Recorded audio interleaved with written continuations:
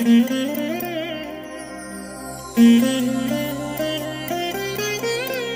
దినం పరము నుండి దిగివచ్చు మాట. ఇది నీ జీవితానికి వెలుగుల బాట. నీ ఒడిలో ఉంచబడిన దీవెనల మూట, అద్భుతాల ఆనంద ఊట. ఏప్రిల్ 28. సంవత్సరమంతా మీరు బైబిల్ చదివి ముగించడానికి ఈరోజు మీరు చదవలసిన లేఖన భాగం ఉదయం రాజులు మొదటి గ్రంథం 3 మరియు 4 అధ్యాయములు, సాయంత్రం లూకా సువార్త 20వ అధ్యాయము 1 నుండి 28వ వచనం వరకు. ప్రియమైన దేవుని బిడ్డలారా, ఈ ఉదయకాల సమయంలో ప్రభు కృప మీకు తోడైననుగాక. ఆనాడు ఇశ్రాయేలు ప్రజలు అరణ్యములో యాత్ర చేస్తున్నప్పుడు ఉదయకాలం పరలోకం నుండి దిగి వచ్చినటువంటి మంచు, దాని వెనకాల కురిసినటువంటి మన్నా వారి ఆకలిని తీర్చింది, వారిని బలపరిచింది. యుద్ధాలను వారు జరిగించి జయము సాధించడానికి తగిన బలమును దయచేసింది. ఈరోజు మీ పాలెములోకి దిగి వస్తున్న ఈ వాక్యం అనే ఈ మన్నాని మీరు స్వీకరించండి. తప్పకుండా శత్రువైన సాతానుని, వాని యొక్క సైన్యాన్ని మీరు గెలిచి తీరుతారు. ఈ వాక్యమనే మన్నా సాతాను యొక్క మాడుని పగలుగొట్టే ఆయుధముగా మీకు మారునుగాక. ప్రియ దేవుని బిడ్డలారా, ప్రభువారిచ్చిన వాక్య భాగాన్ని చదువుకుందాం. హెబ్రీలకు రాసిన పత్రిక 12వ అధ్యాయం 1-2 వచనాలు. ఇంత గొప్ప సాక్షి సమూహం మేఘము వలె మనలను ఆవరించి ఉన్నందున మనము కూడా ప్రతి భారమును సులువుగా చుక్కలుబెట్టు పాపమును విడిచిపెట్టి విశ్వాసమునకు కర్తయు దానిని కొనసాగించువాడునైన యేసు వైపు చూచుచు మన ఎదుట ఉంచబడిన పందెములో ఓపికతో పరుగెత్తుదము. ప్రియమైన దేవుని బిడ్డలారా, మన క్రైస్తవ జీవితం ఒక పరుగు పందెం. ఈ పందెములో అలసత్వం, నిర్లక్ష్యం ఎంతమాత్రం పనికిరావు. పందెములో పాల్గొన్నవాడు అన్ని విషయములలో మితముగా ఉండాలి, జాగ్రత్త కలిగి ఉండాలి. ఒకవేళ నిర్లక్ష్యం కానీ అజాగ్రత్త కానీ వచ్చిందా, అతడు ఆ పందెంలో గెలవలేడు, గమ్యానికి చేరలేడు, మధ్యలోనే ఆగిపోతాడు. ప్రారంభంలో దేని కొరకు అతడు ఆ పందెంలో ఆ బరిలో దిగాడో దానిని మధ్యలోనే కోల్పోతాడు. ఆ విలువైన కిరీటాన్ని ఎంతమాత్రం తాను అనుభవించలేడు. ఈ క్రైస్తవ జీవితం ఒక పందెం అని బైబిల్ చెప్తుంది. ఈ పందెంలో మనం ఎలా పరిగెత్తాలో ఈ వాక్యం మనకు తేటగా తెలియచేస్తూ ఉంది. ఈ పందెంలో మనం ఓపికతో పరిగెత్తాలట. ఓపికతో పరిగెత్తడం అంటే దీనికి చాలా సహనం అవసరం, దీర్ఘశాంతం అవసరం.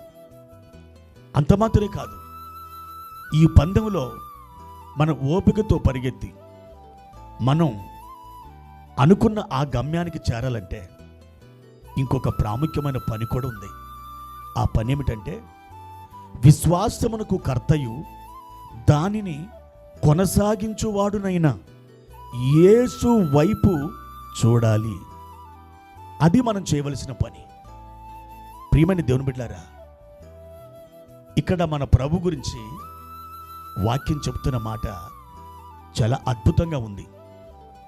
అదేమంటే ఆయన విశ్వాసమునకు కర్త అని వాక్యం నొక్కి పలుకుతుంది. మనకు తెలుసు, సృష్టికర్త అంటే ఈ సృష్టిని చేసినటువంటి వాడు, దాని కర్త, దానికి మూలం, దానికి యజమాని. ఈ సృష్టి అంతా కూడా ఎవరిది అని ఒక ప్రశ్న వస్తే నాది, నేను చేశాను అని చెప్పగలవాడు సృష్టికర్త. అలాగే విశ్వాసమునకు కర్త అంటే విశ్వాసాన్ని సృష్టించింది ఆయన అని అర్థం. విశ్వాసం అనేది నాది అని చెప్పగలవాడు అని అర్థం. మనకి విశ్వాసం దానంతటా అదే మనలో ఏర్పడలేదు. మనలో విశ్వాసం కలిగిందంటే అది దేవుని వలన కలిగింది. అది దేవుడు సృష్టించి ఆయన తన అంశగా అటువంటి విశ్వాసాన్ని మనలో ఉంచాడు. అయితే ఆ విశ్వాసం ఎవరిది? అది దేవునిది. అంటే విశ్వాసమున కర్త మన దేవుడు అన్నమాట. ఇటువంటి విశ్వాసమున కర్త అయిన మన దేవుడు ఈ విశ్వాసాన్ని మనలో కొనసాగింపచేస్తాడు. నీ విశ్వాసాన్ని ఆయనే కాపాడుతాడు. నీ విశ్వాసాన్ని ఆయనే అభివృద్ధి చేస్తాడు. నీ విశ్వాసాన్ని ఆయనే కొనసాగింపచేస్తాడు. అయితే మనం చేయవలసింది ఏంటంటే ఆయన వైపు చూడడమే. ఎప్పుడైతే ఆయన వైపు చూస్తామో మనలో ఆయన ఉంచిన ఆయన విశ్వాసాన్ని ఆయనే కొనసాగిస్తాడు. అప్పుడు ఈ పరుగు పందెంలో మనం గెలిచి తీరుతాం, బహుమానాన్ని పొందుకుంటాం. ప్రియ దేవుని బిడ్డ, ఎక్కడ నీవు తొట్టు పడవద్దు, ఎక్కడ నీవు డిసప్పాయింట్ అవ్వద్దు, ఎక్కడ నిరుత్సాహానికి నువ్వు గురి కావద్దు. ఆయన వైపే చూడు. విశ్వాసాన్ని ఎవరు సృష్టించారో ఆ విశ్వాసానికి కర్త వైపు నువ్వు చూడు. ఆ విశ్వాసాన్ని ఆయనే బలాభివృద్ధి చేస్తాడు. ఆయనే దానిని ఎదుగునట్లు చేస్తాడు.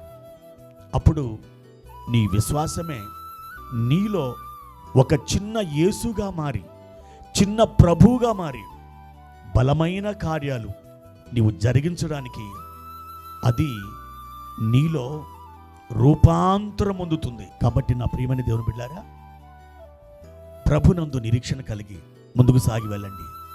జయము మీదే.